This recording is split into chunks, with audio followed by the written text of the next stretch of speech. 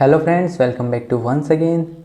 Friends, today we will discuss about the salient feature of the Indian Constitution. Every constitution has some basic or salient feature.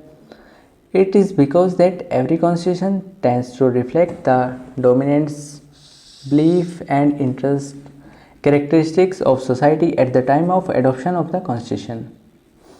प्रत्येक संविधान की कुछ बुनियादी या मुख्य विशेषताएं होती है। ऐसा इसलिए है क्योंकि प्रत्येक संविधान को अपनाने के समय समाज की प्रमुख मान्यताओं और हितों की विशेषता को दर्शाता है। भारतीय संविधान अनेक दृष्टि और दृष्टिकोण से एक अनूठा और विशेष संविधान है।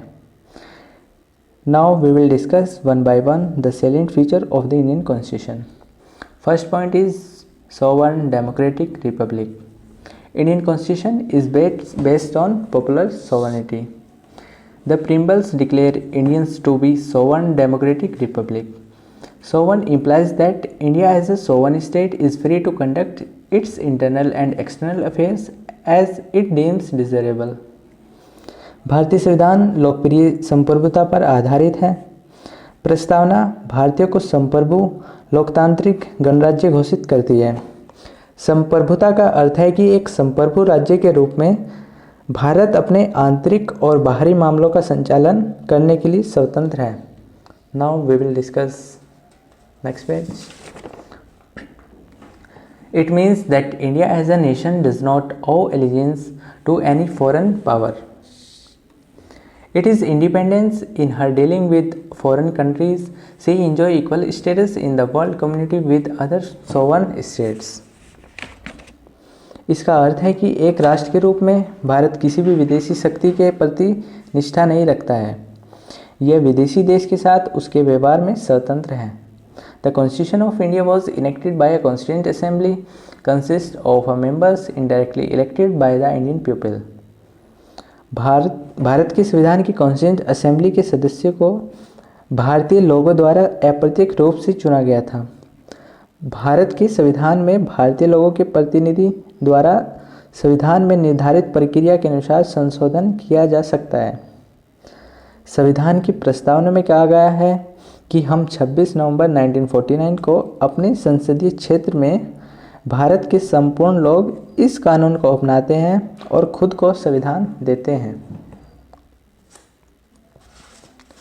Now we will discuss next point, rigid and flexible constitution.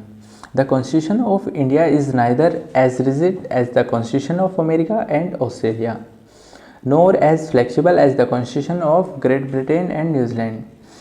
It is rigid in the sense that most of its parts cannot be amended by the ordinary lawmaking process. They need a special procedure for amendment. Bharat का संविधान न तो America और Australia के संविधान जितना कठोर है और न ही ग्रेट ब्रिटेन और न्यूजीलैंड के संविधान जितना फ्लेक्सिबल है।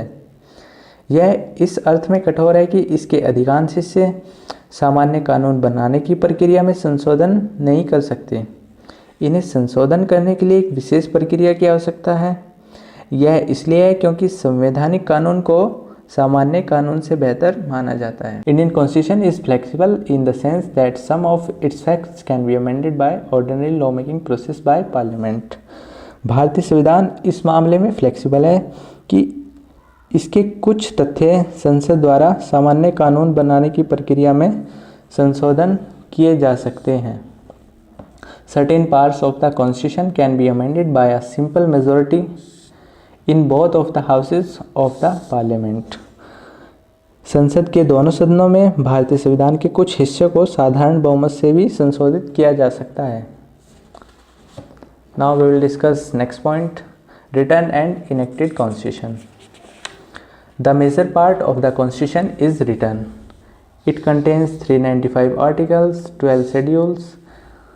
In this regard, it is unlike British constitution and is like Constitution of America, which is written and an enacted constitution. भारतीय संविधान का प्रमुख भाग लिखित रूप में है। इसमें 395 आर्टिकल्स, 12 अनुसूचियाँ हैं और इस संबंध में यह ब्रिटिश संविधान के विपरीत है और अमेरिका के संविधान की तरह है जो लिखित और अधिनियमित संविधान है। Now we will discuss next point, citizenship, single citizenship. The Indian Constitution establishes the federal system of the government. Generally, it is thought that the citizens of a federal state must have dual citizenship, one for the central and one for the federal units. भारतीय संविधान सरकार की संघीय प्रणाली स्थापित करता है। आमतौर पर यह सोचा जा सकता है कि संघीय राज्यों के नागरिकों के पास दोहरी नागरिकता होनी चाहिए, एक केंद्र के लिए और एक संघीय इकाइयों के लिए। अमेरिका में और कुछ अन्य देशों में यह व्यवस्था अभी भी कायम है, लेकिन भारतीय संविधान के निर्माताओं का मानना है कि दोहरी नागरिकता देश की एकता के लिए हानिकारक है। Now we will discuss next point, fundamental duties. The original constitution did not contain any fundamental duties of the citizens. They were incorporated in the constitution by 42nd Amendment Act by adding a chapter part 4th A. Under this constitutional amendment, the duties included in the constitution are abiding by the constitution. मौलिक कर्तव्य। भारतीय संविधान के रूप में भारतीय संविधान का जो मूल संविधान था उसमें नागरिकों के लिए कोई भी मूल कर्तव्य नहीं था। इसे हमने 42nd जो कॉन्स्टिट्यूशनल अमेंडमेंट हुआ था, जिसे आप मिनी कॉन्स्टिट्यूशन भी बोलते हैं, उसके हमने भाग 4A में अनुच्छेद 51A में जोड़ा गया था इसको। संवैधानिक संशोधन के तहत संविधान में शामिल मूल कर्तव्यों का पालन संविधान द्वारा किया जा सकता है, जो इसे निष्क्रिय करता है और भारत की संप्रभुता, एकता और अखंडता आदि को बनाए रखने के लिए उसकी रक्षा करने के लिए राष्ट्रीय ध्वज और राष्ट्रीय गान की व्यवस्था स्थापित करता है। Next point is directive principle of state policy. इसको हम DPSP भी बोलते हैं। The DPSP is a novel feature of the Indian constitution. The constitution contain a chapter 4th on the DPSP. It can be classified into 3 groups: socialistics, Gandhian and liberal. The DPSP are non-enforceable by the courts. यह भारतीय संविधान की एक नई विशेषता है। संविधान में DPSP पर एक अध्याय 4 है। इसे 3 समूह समाजवादी, उदारवादी और गांधीवादी में वर्गीकृत किया जा सकता है।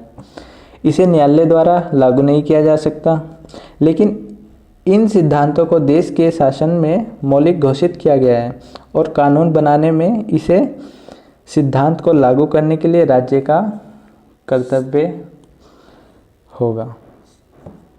Now we will discuss next point, fundamental rights and constitutional remedies.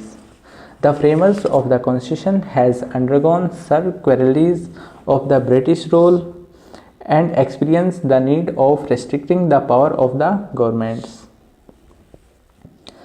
संविधान के निर्माताओं ने ब्रिटिश सरकार की आलोचना की और संविधान की शक्तियों को सीमित करने के लिए सीमित करने की आवश्यकता का भी अनुभव किया था।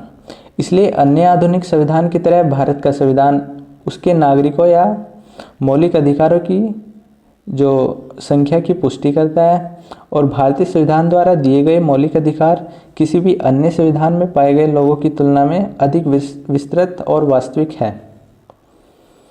भारतीय संविधान न कुछ केवल मौलिक अधिकारों को प्रदान करता है, बल्कि यह सुनिश्चित करने के लिए एक मशीनरी भी प्रदान करता है कि जो वास्तव में ये उपलब्ध है भी नहीं है। The Supreme Court and High Court has been given due authority for the enforcement of these rights through issue of writs. सर्वोच्च न्यायालय और उच्च न्यायालय को रिट्स जारी करने के माध्यम से इन अधिकारों में परिवर्तन के लिए उचित अधिकार दिए गए हैं। Now we'll discuss next point, socialist state. India is a socialist state. There was much deliberation and debate in the Constituent Assembly on the question whether or not India should adopt the state philosophy of socialism. Bharat एक समाजवादी राज्य है। इस सवाल पर संविधान सभा में बहुत विचार और विमर्श और बहस हुई थी कि भारत को समाजवाद के राज्य दर्शन को अपनाना चाहिए या नहीं। समाजवादी शब्द को भारतीय संविधान प्रस्तावना में 1976 के जो 42nd कॉन्स्टिट्यूशनल अमेंडमेंट हुआ था, हमने उसी अधिनियम में इसको जोड़ा गया था। Now we will discuss next point, secular state. The framers of the Indian Constitution were well aware of the dangers of mixing a particular religion with the politics. They knew that the discrimination on the basis of religion would cause damage to the national unity. The term secular did not occur in any part of the original constitution. भारतीय संविधान के निर्माता राजनीति के साथ एक विशेष धर्म को मिलाने के खतरे से बहुत अच्छी तरह परिचित थे। वो जानते थे कि धर्म के आधार पर भेदभाव से राष्ट्रीयता का नुकसान होगा। धर्मनिरपेक्ष शब्द भारतीय संविधान में किसी भी हिस्से में नहीं था।